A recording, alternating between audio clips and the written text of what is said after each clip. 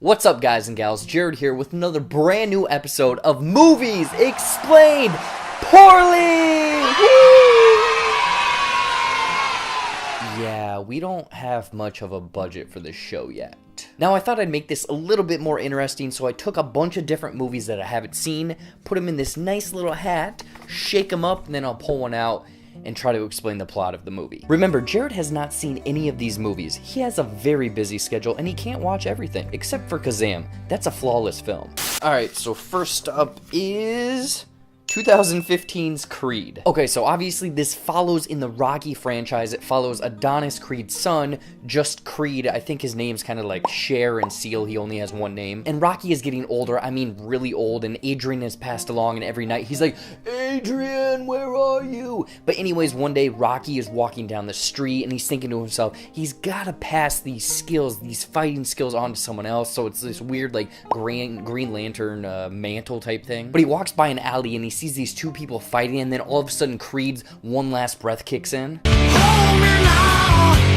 And Rocky knows he must train this young fighter. Okay, so the actual plot to Creed is Adonis Johnson never knew his famous father, boxing champion Apollo Creed, who died before Adonis was born. However, boxing is in his blood, so he seeks out Rocky Balboa and asks for the retired champ to be his trainer. Rocky sees much of Apollo in Adonis and agrees to mentor him, even as he battles an opponent deadlier than any in the ring. With Rocky's help, Adonis soon gets a title shot, but whether he has the true heart of a fighter remains to be seen. I mean, I feel like they missed a huge opportunity with Creed doing the soundtrack, but whatever. Alright, next up is 1984's Neverending Story. Okay, so this is a movie that I always saw the box art at the video rental store. My parents, they never let me rent it. I don't know, maybe they knew that it was a bad movie or it is a good movie. I don't know, maybe it's scary. But anyways, I'm pretty sure that this follows like a kid or maybe two kids, and they're like getting this story read to them. They get sucked into the book, and it's kind of like this weird Wizard of Oz situation where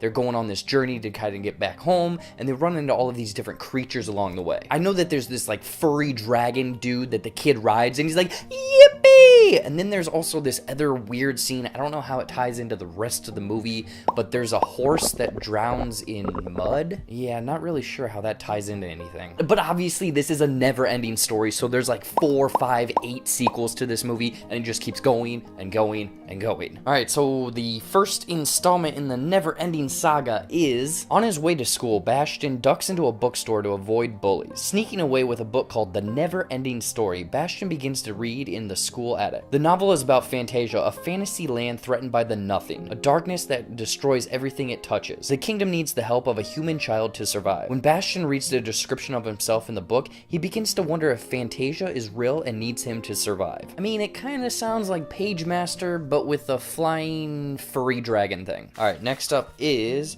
2008's Slumdog Millionaire. Okay, so Slumdog Millionaire is about a dude that is a slum and then he gets $1 million. Roll credits.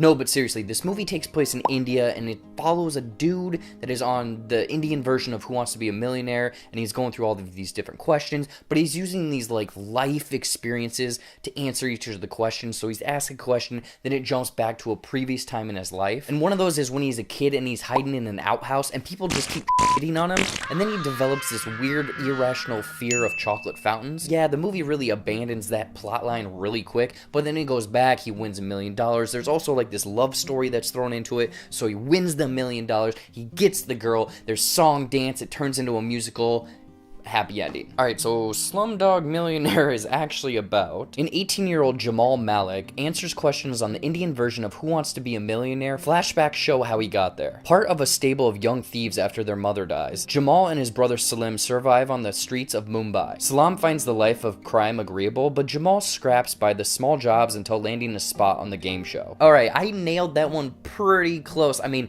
there obviously wasn't any irrational fear about chocolate fountains, but I was pretty close. Next up is 2006's Wicker Man. Okay, this is a good one, I think. I don't know. It's this weird kind of like Shutter Island type-esque movie, and it follows Nick Cage. He's starring in it, and he's hired by someone to go to this like fantasy forest or island world to go rescue these people, this group of people, this one individual person, but he's there, he gets caught, he's taught a lesson by people pouring bees into a funnel, and obviously it's Nick Cage, and he's like, ah, no, not the bees, no! But then there's another scene where he's dressed as a bear, and they're doing this, like, sacred ritual, and he runs up to the woman dressed as a bear, and he punches her right in the face, and I think Chariots of Fire is playing in the background, so it makes everything, like, slow motion, like, do do do do do do.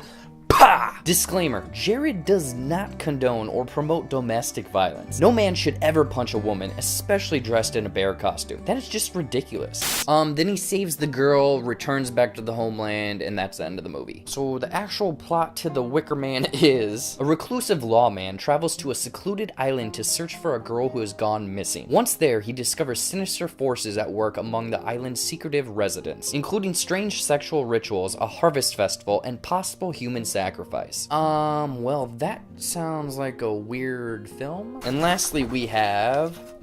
I don't want to do that one.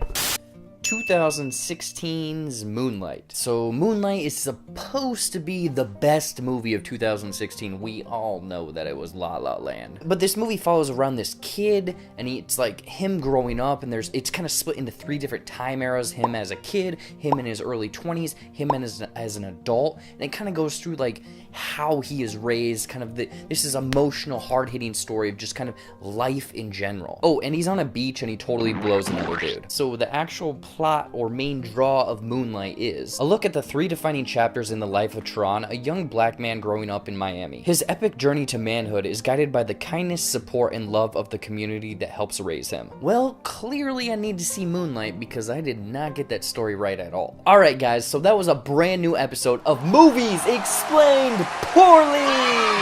What are some movies that you've never seen that everyone always talks about? I want to know in the comments down below. Anyways guys, thanks for watching. Follow all of my social media stuff over there. There's Facebook, Twitter, Instagram, you know, all of that stuff. There's other videos down below. Check out all of that stuff. Subscribe if you like this video. And until next time, I'll see you later.